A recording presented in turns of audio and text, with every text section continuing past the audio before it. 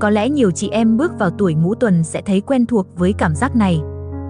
Sau một ngày bận rộn với công việc, bếp núc, con cháu, khi bữa cơm tối vừa kết thúc, cơ thể chỉ muốn thả lỏng, nghỉ ngơi, chứ không còn chút sức lực hay hứng thú nào cho những phút giây gần gũi.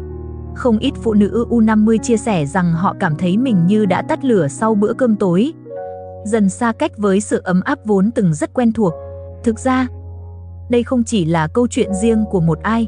Sự thay đổi hormone khi bước qua giai đoạn trung niên, cộng với căng thẳng tâm lý và sức ép vai trò gia đình, khiến năng lượng yêu thương trong mỗi người phụ nữ bị nén lại. Nhưng điều này không có nghĩa là ngọn lửa ấy đã tàn, trái lại, chỉ cần một chút khơi gợi đúng cách, một vài nghi thức nhỏ trước khi bước vào những giây phút riêng tư, chị em hoàn toàn có thể tìm lại cảm giác bùng cháy như thuở ban đầu. Kính chào quý vị khán giả.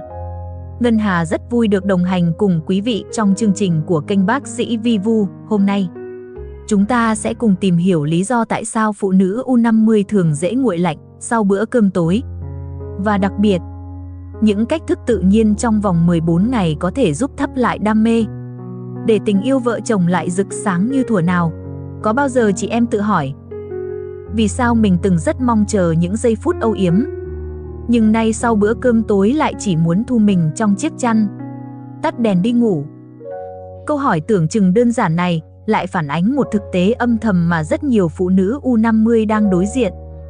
Lửa yêu dễ dàng vụt tắt sau những giờ phút tưởng chừng ấm áp nhất trong ngày. Hãy thử hình dung một buổi tối quen thuộc, bữa cơm gia đình vừa xong, căn bếp đầy mùi thức ăn, bát đũa chất đầy bồn, con cái nhắn tin dặn dò, có khi lại thêm một cuộc điện thoại từ bố mẹ già cần chăm sóc. Người phụ nữ, sau cả ngày dài lo toan, gần như kiệt sức, cơ thể mỏi mệt, tâm trí nặng trĩu, còn trái tim thì lặng lẽ co lại. Trong khoảnh khắc ấy, ý nghĩ về sự gần gũi thường nhường chỗ cho mong muốn được nghỉ ngơi, và nếu tình trạng này lặp lại đủ lâu, nó trở thành thói quen nguội lạnh mà bản thân khó nhận ra. Có một người phụ nữ từng tâm sự với Ngân Hà rằng, em không còn thấy mình là chính mình nữa. Trước đây em rất thích những phút giây bên chồng, nhưng giờ cứ sau bữa cơm tối là em chỉ muốn buông bỏ hết, chứ không thể mở lòng. Nỗi niềm ấy không phải của riêng chị, mà là tiếng nói chung của hàng ngàn phụ nữ trung niên. Và đằng sau đó là những cơ chế sinh học, tâm lý phức tạp mà chúng ta ít khi để ý. Thực tế, bước vào tuổi ngũ tuần, cơ thể phụ nữ bắt đầu trải qua những biến chuyển mạnh mẽ của hormone estrogen, loại hormone gắn liền với sự nữ tính. Sự ẩm ướt và độ nhạy cảm của cơ thể dần suy giảm. Khi estrogen thấp, niêm mạc vùng kín dễ khô hơn, cảm giác nhạy bén kém đi, và ham muốn cũng không còn mạnh mẽ như trước. Bên cạnh đó, nồng độ progesterone và testosterone cũng thay đổi, khiến tâm trạng dễ thất thường, năng lượng tổng thể giảm sút. Thế nhưng, hormone chỉ là một phần câu chuyện. Sau bữa cơm tối, khi hệ tiêu hóa đang làm việc hết công suất để xử lý lượng thức ăn, máu được dồn về dạ dày nhiều hơn, khiến cơ thể rơi vào trạng thái lừ đừ, nặng nề. Đó là lý do không ít chị em cảm thấy chỉ muốn nằm nghỉ thay vì gần gũi. Ngoài ra, nhịp sinh học tự nhiên khiến năng lượng thường thấp nhất vào buổi tối muộn, thời điểm mà nhiều cặp đôi lại chọn để tìm sự gắn kết. Cùng với yếu tố sinh học là áp lực tâm lý, người phụ nữ ở tuổi U50 thường gánh nhiều trách nhiệm, công việc ngoài xã hội, chăm sóc con cái đang trưởng thành, phụng dưỡng cha mẹ già, và lo toan từng chi tiết nhỏ trong gia đình. Khi đầu óc luôn căng thẳng, khi trái tim lúc nào cũng đặt trong trạng thái phải lo lắng, thì việc mở lòng với sự thân mật trở thành một thử thách.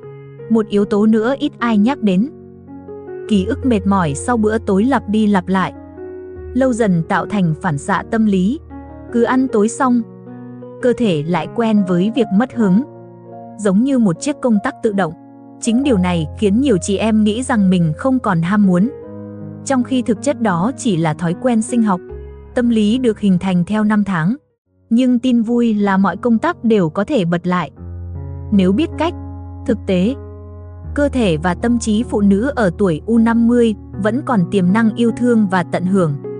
Chỉ cần được khơi gợi đúng lúc, đúng cách, một cái chạm nhẹ, một lời thì thầm, hay một nghi thức nhỏ trước khi lên giường cũng có thể trở thành công tắc mới, thay thế cho thói quen cũ. Và chính tại đây, Ngân Hà muốn cùng quý vị bước vào hành trình tìm lại ngọn lửa yêu thương. Trong phần tiếp theo, chúng ta sẽ khám phá sâu hơn những nguyên nhân khoa học và tâm lý nào đang thật sự khiến phụ nữ U50 nguội lạnh sau bữa cơm tối, và làm thế nào để tháo gỡ từng sợi dây vô hình ấy, mở đường cho những nghi thức thắp lại đam mê trong 14 ngày. Khi nói đến lý do vì sao phụ nữ U50 thường dễ nguội lạnh sau bữa cơm tối, nhiều người nghĩ đơn giản rằng chỉ vì mệt mỏi. Nhưng thực chất, đằng sau sự mệt mỏi ấy là sự cộng hưởng của nhiều yếu tố sinh học, tâm lý và thói quen xã hội. Theo Hiệp hội Mãn kinh Bắc Mỹ, bước sang tuổi 45 trở đi, nồng độ estrogen trong cơ thể phụ nữ bắt đầu suy giảm rõ rệt.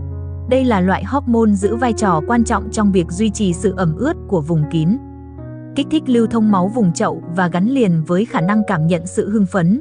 Khi estrogen giảm, niêm mạc dễ khô hơn, độ nhạy cảm kém đi, dẫn đến việc khởi động ham muốn trở nên khó khăn. Không chỉ estrogen, testosterone, dù vốn ít hơn nhiều so với nam giới, cũng góp phần quan trọng vào cảm giác ham muốn tình dục của nữ giới. Nghiên cứu tại Mayo Clinic cho thấy mức testosterone cũng giảm theo khi phụ nữ bước vào giai đoạn tiền mãn kinh và mãn kinh. Vì thế, khi cả estrogen lẫn testosterone cùng hạ thấp, việc phụ nữ thấy mình mất hứng sau bữa tối là một phản ứng tự nhiên của cơ thể chứ không phải do tình cảm vợ chồng đã nguội lạnh. Bên cạnh yếu tố hormone, cơ chế sinh học sau bữa ăn cũng góp phần lớn. Theo Harvard Health Publishing, khi cơ thể nạp một lượng thức ăn, đặc biệt là bữa tối nhiều tinh bột hoặc chất béo, hệ tiêu hóa sẽ cần ưu tiên năng lượng để xử lý, lượng máu vì thế được dồn về dạ dày nhiều hơn, làm cơ thể cảm thấy nặng nề, uể oải. Não bộ khi ấy sẽ phát ra tín hiệu nghỉ ngơi, chứ không phải khởi động cho sự gần gũi. Chính vì vậy, nhiều chị em dù có mong muốn gắn kết, nhưng lại rơi vào trạng thái buồn ngủ, nặng nề sau khi ăn. Ngoài sinh lý, yếu tố tâm lý cũng có tác động không nhỏ.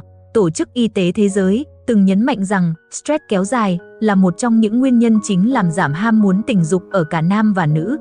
Người phụ nữ ở tuổi trung niên thường phải cùng lúc gánh vác nhiều trách nhiệm, từ công việc ngoài xã hội, việc gia đình, đến chăm sóc con cái đang trưởng thành và phụng dưỡng cha mẹ già yếu. Khi tâm trí luôn trong trạng thái lo lắng, cơ thể sản sinh nhiều cortisol, hormone căng thẳng, và loại hormone này lại ức chế hoạt động của estrogen cũng như testosterone. Kết quả là ham muốn giảm đi, tâm trí khó mở lòng để tận hưởng sự gần gũi. Ở tuổi U50, nhiều chị em còn phải đối diện với cảm giác trống vắng khi con cái dần trưởng thành và rời xa, hoặc áp lực làm dâu làm mẹ ngày càng chồng chất. Tâm trí bị chiếm dụng bởi những nỗi lo thường trực, khiến họ không còn không gian cho cảm xúc yêu thương. Một khía cạnh khác ít được để ý là nhịp sinh học.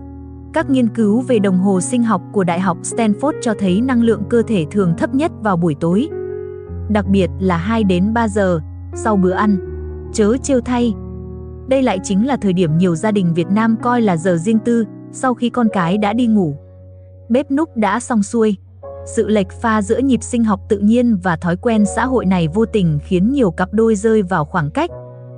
Lúc người chồng mong chờ sự gần gũi thì cơ thể người vợ lại chỉ khao khát được nghỉ ngơi. Khi kết hợp cả ba yếu tố hormone suy giảm, tiêu hóa sau ăn gây mệt mỏi, stress và áp lực vai trò gia đình, cộng thêm thói quen xã hội chưa khớp với nhịp sinh học, ta sẽ thấy vì sao phụ nữ U50 dễ tắt lửa sau bữa cơm tối. Đây không phải là dấu hiệu tình cảm phai nhạt hay sự kết thúc của ham muốn, mà chỉ là cơ thể và tâm trí đang gửi đi tín hiệu cần được chăm sóc, cần được điều chỉnh lại. Tin vui là theo các nghiên cứu đăng tải tại NCBI, vòng lặp này hoàn toàn có thể thay đổi. Việc xây dựng những thói quen mới, áp dụng kỹ thuật thư giãn và tạo ra các nghi thức nhỏ trước giờ đi ngủ có thể giúp phụ nữ khơi gợi lại ham muốn, ngay cả khi đã bước vào giai đoạn mãn kinh. Và đây chính là bước đệm quan trọng để chúng ta đi tiếp vào những bí quyết thực hành nhẹ nhàng trong vòng 14 ngày, nhằm thắp sáng lại ngọn lửa đam mê vốn vẫn còn âm ỉ trong trái tim mỗi người phụ nữ. Điều khiến nhiều phụ nữ U50 cảm thấy nản lòng là họ nghĩ ham muốn đã tắt thì không thể khơi lại. Thực ra, Khoa học đã chứng minh cơ thể con người vẫn luôn có khả năng tái tạo cảm xúc nếu biết chăm sóc đúng cách. Các chuyên gia của Harvard Medical School từng nhấn mạnh rằng tình dục ở tuổi trung niên và cao niên phụ thuộc nhiều hơn vào tâm trí, vào bối cảnh, vào sự chuẩn bị, chứ không chỉ dựa vào hormone như thời trẻ. Chính vì vậy, những nghi thức nhỏ, thực hiện đều đặn trong 14 ngày, có thể trở thành chìa khóa giúp người phụ nữ bật lại công tắc cảm xúc trong tuần đầu tiên. Điều quan trọng nhất không phải là ép bản thân phải lên lửa ngay, mà là khởi động lại kết nối cơ thể tâm trí. Hãy bắt đầu bằng việc dành 10-15 phút mỗi tối để thở chậm và sâu. Các nghiên cứu của Đại học California cho thấy kỹ thuật hít thở chậm giúp giảm cortisol trong máu, làm dịu hệ thần kinh và cải thiện tuần hoàn máu vùng chậu. Khi phụ nữ học cách dừng lại, lắng nghe nhịp thở, cơ thể sẽ dần thoát khỏi trạng thái căng thẳng sau một ngày bận rộn. Một hơi thở sâu, một bàn tay đặt lên ngực hay bụng dưới. Chỉ đơn giản như vậy cũng đã là một lời nhắc nhở rằng bản thân vẫn còn sống động và đáng được yêu thương. Bước tiếp theo là xây dựng nghi thức trước giờ đi ngủ. Thay vì vội vàng dọn dẹp, rồi lăn ra giường trong mệt mỏi, hãy thử tạo ra một khoảng chuyển tiếp nhẹ nhàng. Ví dụ, chị em có thể tắm nước ấm, xoa chút tinh dầu vào tay và cổ, thay một bộ đồ ngủ mềm mại. Những hành động này không chỉ làm sạch cơ thể mà còn gửi tín hiệu cho não rằng đây là thời gian nghỉ ngơi và kết nối, chứ không phải tiếp tục gồng gánh trách nhiệm.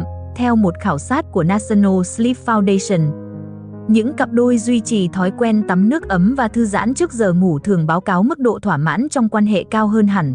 Sang tuần thứ 2, khi cơ thể đã quen dần với nhịp thở và nghi thức thư giãn, phụ nữ có thể thử thêm những điểm khởi động cảm xúc. Đó có thể là một bản nhạc nhẹ, một ngọn nến thơm, hay thậm chí một tách trà thảo mộc dùng chung với bạn đời trước khi lên giường. Những chi tiết nhỏ bé này tưởng chừng không liên quan, nhưng lại có tác dụng mạnh mẽ trong việc đánh thức giác quan. Khoa học gọi đây là priming, tức là tạo điều kiện gợi mở để não bộ dễ tiếp nhận cảm giác hưng phấn khi ánh nến lung linh, mùi hương dễ chịu lan tỏa và âm nhạc dịu dàng chạm tới tai.